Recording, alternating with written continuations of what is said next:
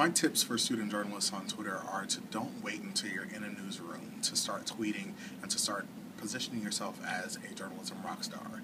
You have the tools to self-publish, to put your name out there, to be the center of the conversation. And if you wait till you're in the newsroom, you're doing yourself a disservice.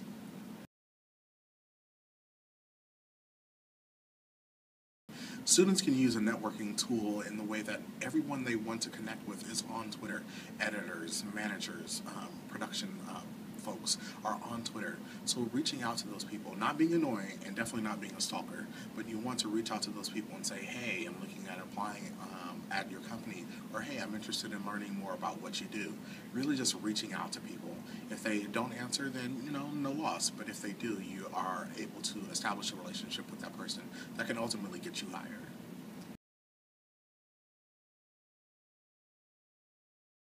I think what students aren't taking advantage of that they should is also, in addition to hashtags, using the @mentions, using Twitter handles. So instead of just saying someone's name on Twitter, for example, if I were tweeting about Barack Obama, I'd actually use the Twitter handle @Barack Obama, because that person gets a message in their Twitter feed and also in their email that says this person has mentioned you on Twitter.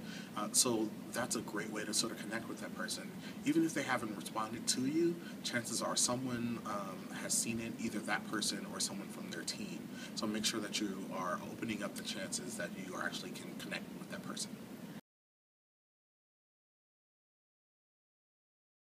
Twitter can seem overwhelming, but it's really about shaping who you follow and who follows you.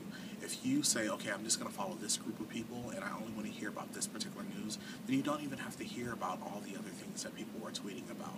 Also, filtering out people that are tweeting too much. If it becomes too much, you can always unfollow them. But really sort of focus on who are the people that I want to hear from and who are the people that I want to interact with. I think the best Twitter users have two different components. They have unique content that they're sharing, something that I can't get from anyone else, or they have some sort of unique perspective that I can't get anywhere else, and then they have a personality. And I think people confuse that you have to be funny or you have to be snarky or sarcastic, but really it's about being human, sharing things from your perspective, sort of being your own self. And those people who I can, who maybe I've never met in person, but I understand what their personality is just from Twitter, those are the people that I really connect with, and those are the people who I really want to follow and look forward to seeing their tweets in my feed.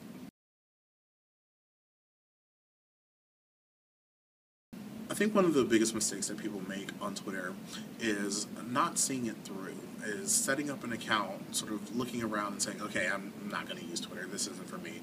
I think you have to follow some basic steps, following the right people, tweeting at people, and really sticking with it. I think people see people who have lots of, hundreds of millions of followers, and they're like, well, I will never get that. And you just really have to stick with it, find a way to use it that works for you. I think trying to be that power Twitter user right out the gate is where people really stumble. You have to grow followers over time and really sort of find out how you can best use Twitter and not worry about how everybody else is using it. There's a lot of news organizations who are doing really wonderful things. I love people like BuzzFeed who are really innovating in the social space, sort of thinking about new and creative ways and funny ways to use social. I love old standbys like the New York Times, who have been around a long time, but really sort of understand what users and what Twitter users want, which is really great content. They want to read those columns. They want to interact with people. And then, it's not just your big news organizations who are doing really well on Twitter. It's people in small towns. It's one of my favorite Twitter people to follow is an anchor in Detroit. I love Pat Kiernan from New York One. I love just the people who are tweeting about things, who aren't necessarily tweeting because they're working for a news organization, but just because they have valuable content to share.